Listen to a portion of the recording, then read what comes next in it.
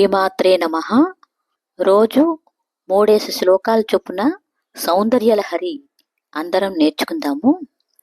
నేను 3 శ్లోకాలు పాడి వినిపిస్తాను. ముందుగా ధ్యాన శ్లోకము.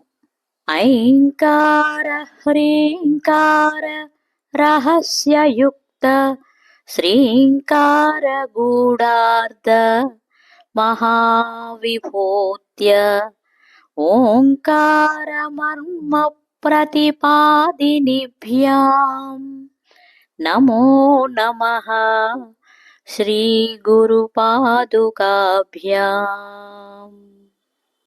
సుధామప్యాస్వాద్య ప్రతిభయజరా మృత్యుహరణీం విపద్యంతే విశ్వే విధిశతమఖాద్యాదివిశదః कराळं यत्स्वेलं कबलितवतः कालकलना न सम्भोस्तन्मूलं तव जननि ताटङ्कमहिमा.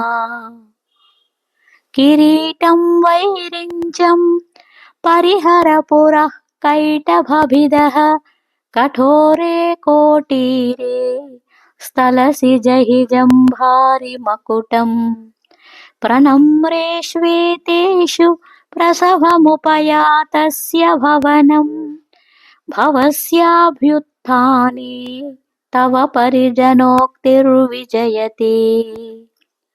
स्वदेहोद्भूताभिर्घृणिभिरनिमाद्याभिरभितो निषेव्ये नित्ये त्वामहमिति सदा भावयति यः किमाश्चर्यं तस्य त्रिनयन समृद्धिं तृणयतो महासंवर्ताग्निर्विरचयति नीराजनविधिम्.